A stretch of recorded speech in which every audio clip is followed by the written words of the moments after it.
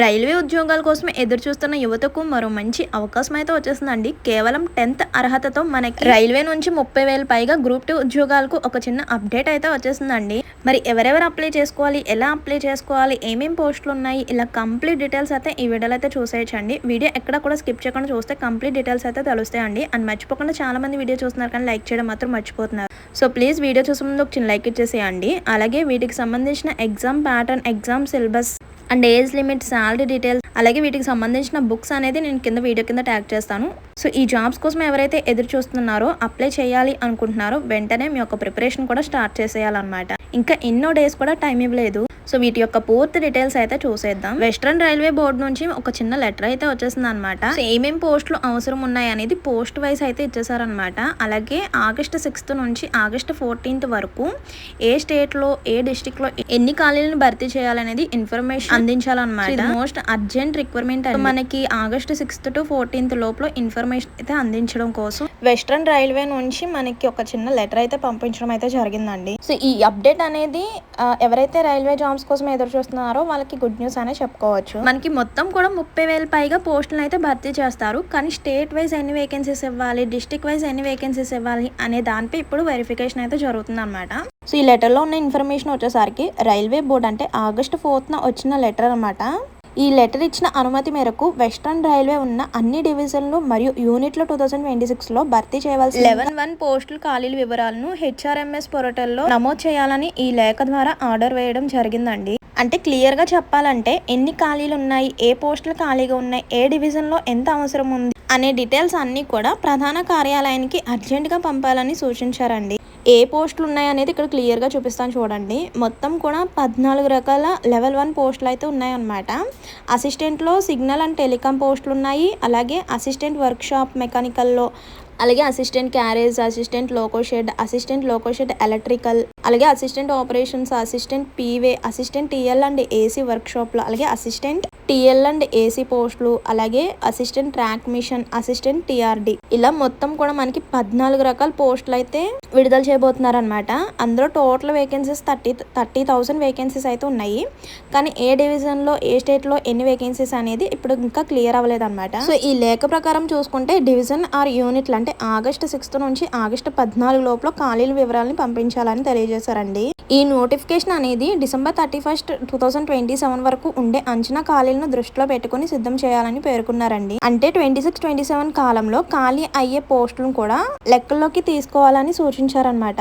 మరి ఇప్పుడు అభ్యర్థులు ఏం చేయాలంటే ఈ లెక్క మనకు ఒక పాజిటివ్ వైబ్రేషన్ అయితే ఇస్తుందండి. లెవెల్ 1 గ్రూప్ 2 పోస్టుల భర్తీ ప్రక్రియ ప్రారంభం దశలో ఉందని ఇది మనకు తెలియజేస్తుంది అనమాట. సో ఇలా మనకి లెటర్ వచ్చిందంటే వితిన్ 2 to 3 months లోనే మనకి నోటిఫికేషన్ అయితే విడుదల కాబోతుందండి. అయితే పోస్టుల సంఖ్య, అర్హతలు, వయసు, దరఖాస్తు తేదీ వంటి వివరాలు అధికారిక నోటిఫికేషన్ వచ్చిన తర్వాత తెలుస్తుంది అనమాట. అయితే లాస్ట్ ఇయర్ ప్రకారం చూసుకుంటే శాలరీ డీటెయిల్స్, ఏజ్ లిమిట్ ఎంత ఉండాలి, అలాగే selection process, exam pattern, exam syllabus అనేది ఇప్పుడు మీకు క్లియర్ గా చూపిస్తాను చూడండి. ముందుగా శాలరీ చూసుకుంటే బేసిక్ పే వచ్చేసరికి 18,000 per month అనమాట. ఇన్ హ్యాండ్ శాలరీ వచ్చేసరికి 25,000 వరకు కూడా ఉంటుంది. అంటే అడిషనల్ బెనిఫిట్స్ అనమాట. DA, HRA, night duty allowance, transport benefits, medical facilities అన్ని కూడా లభిస్తాయి అనమాట. అండ్ నెక్స్ట్ ఇందులో సెలక్షన్ ప్రాసెస్ వచ్చేసరికి CBT ఎగ్జామ్ అయితే ఉంటుంది. సో అందులో సెలెక్ట్ అయిన తర్వాత డాక్యుమెంట్ వెరిఫికేషన్ ద్వారా ఫైనల్ సెలక్షన్ అయితే ఉంటుందండి. అంటే టోటల్ క్వశ్చన్స్ వచ్చేసరికి 100, టోటల్ మార్క్స్ 100 అండి. టైం డ్యూరేషన్ వచ్చేసరికి 90 minutes అనమాట. అదే PWD కేటగిరీస్ వాళ్ళకైతే 120 minutes వరకు కూడా టైం డ్యూరేషన్ ఉంటుంది. ఆబ్జెక్టివ్ టైప్ క్వశ్చన్స్ అనమాట. అంటే మల్టిపుల్ చాయిస్ క్వశ్చన్స్, ఒక క్వశ్చన్ ఇచ్చి కింద ఆప్షన్స్ ఇస్తారు కదా, ఆ టైప్. ఇందులో నెగిటివ్ మార్క్స్ కూడా ఉంటాయి 1/3. ఇంకా సెక్షన్ వైజ్ చూసుకుంటే, సబ్జెక్ట్ వైజ్, సెక్షన్ వైజ్ చూసుకుంటే, అలాగే జనరల్ సైన్స్ కదా, ఈ జనరల్ సైన్స్ లో ఏమేమి టాపిక్స్ ప్రిపేర్ అవ్వాలనేది కూడా ఈ వీడియోలో చూపిస్తానండి. జనరల్ సైన్స్ లో 25 questions 25 మార్క్స్ అనమాట. నెక్స్ట్ మ్యాథమెటిక్స్ లో 25 questions 25 మార్క్స్. నెక్స్ట్ సెక్షన్ వచ్చేసరికి జనరల్ ఇంటెలిజెన్స్ అండ్ రీజనింగ్ అండి, 30 questions 30 మార్క్స్ అనమాట. Next general awareness and current affairs కి 20 questions 20 మార్క్స్. ఇలా ఓవరాల్ గా చూసుకుంటే total number of questions 100, total marks 100 అండి. సో నెగిటివ్ మార్క్స్ కూడా ఉంటాయి, అదొకటి గుర్తుపెట్టుకోండి. నెక్స్ట్ టాపిక్ వైజ్ కూడా చూద్దామండి. ఏ సబ్జెక్ట్లో ఏమేమి టాపిక్స్ ప్రిపేర్ అవ్వాలనేది కూడా ఇక్కడ చూసేయండి. ఫస్ట్ వచ్చేసరికి మ్యాథమెటిక్స్లో మనకి number system, simplification, HCF and LCM, ratio and proportion, decimal fractions, percentage, time and work, ఈ టాపిక్స్ అన్నీ ఉన్నాయి కదండి. ఈ టాపిక్స్పై ఆల్రెడీ మన ఛానల్లో కొంచెం స్క్రోల్ చూస్తే టాపిక్ వైజ్ క్లాసెస్ కూడా ఉంటాయి. ఒకసారి ఎవరికైనా ఇంట్రెస్ట్ ఉంటే ఒకసారి చెక్అవుట్ చేసేయండి. అంటే అసలు నెంబర్ సిస్టమ్ అంటే ఏంటి, ఏ టైప్ ఆఫ్ క్వశ్చన్స్ అడుగుతారు కాంపిటేటివ్ ఎగ్జామ్స్లో, నెక్స్ట్ టైమ్ అండ్ వర్క్ అంటే ఏంటి, సో వాటికి సంబంధించిన ఫార్ములాస్, వాటికి సంబంధించిన క్వశ్చన్స్, ట్రిక్స్ అన్నీ కూడా మనకి క్లాసెస్ వైజ్ అయితే ఉంటాయి అనమాట. Topic wise time and work by ఒక వీడియో అలా అనమాట. అండ్ నెక్స్ట్ వెర్బల్ అండ్ రీజనింగ్లో చూడండి, వెర్బల్ అండ్ నాన్ వెర్బల్లో టాపిక్స్ కూడా ఇక్కడ చెక్ చేసుకోండి.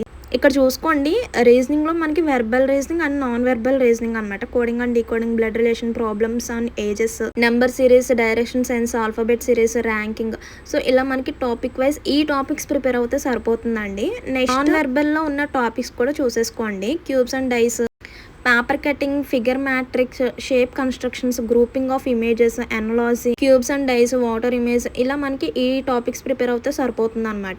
మాక్సిమం అన్ని టాపిక్స్ పై మన ఛానల్లో వీడియోస్ అయితే ఉంటాయి. ఒక్కొక్క టాపిక్ పై ఒక్కొక్క వీడియో అయితే ఉంటుంది, ఒకసారి చెక్అవుట్ చేసేయండి.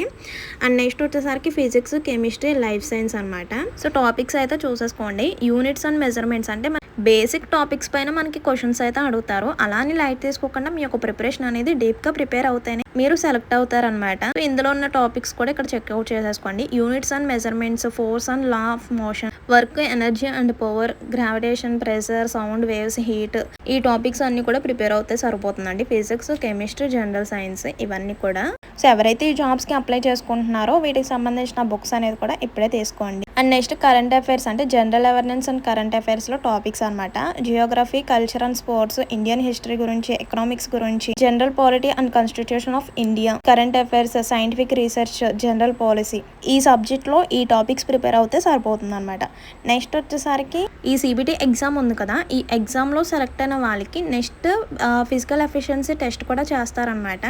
అది ఎలా ఉంటుంది అనేది ఇక్కడ చూసేయండి. ఈ జాబ్స్కి మేల్ అండ్ ఫీమేల్ ఇద్దరు కూడా అప్లై చేసుకోవచ్చు. ఆ మేల్ క్యాండిడేట్స్కి ఈ ఫిజికల్ ఎఫిషియన్సీ టెస్ట్ ఎలా ఉంటుందో చూడండి. Lift and carry 35 kgs for distance of 100 meters in 2 minutesలో అనమాట. అది కూడా ఒక్క ఛాన్స్లోనే. అండ్ నెక్స్ట్ వచ్చేసరికి run a distance of 1000 meters in 4 minutes and 15 seconds అనమాట. ఇది కూడా ఒక్క ఛాన్స్లో. అండ్ నెక్స్ట్ ఫీమేల్ క్యాండిడేట్స్ కూడా అంతే, లిఫ్ట్ అండ్ క్యారీ 20 kgs మాత్రమే, run a distance 1000 meters in 5 minutes అనమాట. సో ఇదనమాట మనకి సిబిటి ఎగ్జామ్లో సెలెక్ట్ అయితే జాబ్ వచ్చేస్తుందా అనుకోవద్దు, వచ్చేస్తుంది మ్యాక్సిమం. సో అందులో సెలెక్ట్ అయిన తర్వాత మనకి చిన్నగా ఫిజికల్ ఎఫిషియన్సీ టెస్ట్ కూడా చేస్తారనమాట. మెయిల్ అండ్ ఫీమేల్ ఇద్దరికి కూడా చేస్తారు. సో ఇందులో కూడా సెలెక్ట్ అయిన తర్వాత మనకి డాక్యుమెంట్ వెరిఫికేషన్ అయితే ఉంటుంది. మీ యొక్క సర్టిఫికేట్స్ అన్ని తీసుకుని వెళ్ళాలి, చిన్న ఇంటర్వ్యూ అయితే కండక్ట్ చేస్తారు. ఇంకా ఫైనల్గా సెలెక్షన్ అయితే జరుగుతుంది అనమాట. మెయిన్ గుర్తుపెట్టుకోవాల్సింది సిబిటి ఎగ్జామ్లో పాస్ అవ్వాలి అంటే మీ యొక్క ప్రిపరేషన్ ఇప్పటి నుంచే స్టార్ట్ చేయాలన్నమాట. సో మరి వెంటనే ఎవరైతే ఈ జాబ్స్కి అప్లై చేయాలి అనుకుంటున్నారో వెంటనే మీ యొక్క ప్రిపరేషన్ అనేది స్టార్ట్ చేసేయండి. సో ఇదన్నమాట ఇన్ఫర్మేషన్. ఇందులో ఇంకేమైనా డౌట్స్ ఉంటే కనుక కామెంట్ చేసేయండి. అలాగే సో ఎవరైతే ఈ జాబ్స్ కోసం వెయిట్ చేస్తున్నారో చెప్పాను కదా, వేకెన్సీ పై వెరిఫికేషన్ అయితే జరుగుతుందని. డిస్ట్రిక్ట్ వైజ్ మనకి ఈ నోటిఫికేషన్ అయితే ఓపెన్ చేస్తారు, అంటే ఎన్ని వేకెన్సీస్ ఉన్నాయి ఏంటి అనేది. సో అందుకే మీ యొక్క డిస్ట్రిక్ట్ నేమ్ అనేది కామెంట్ చేసేయండి. సో ఆ డిస్ట్రిక్ట్ సంబంధించిన డీటెయిల్స్ రాగానే వెంటనే షేర్ చేయడానికి అవకాశం అయితే ఉంటుంది. మరి ఉంటాను, మరో మంచి ఇన్ఫర్మేషన్తో మళ్ళీ కలుద్దాం. See you to next video. Thank you for watching. Please do like, share and subscribe. By.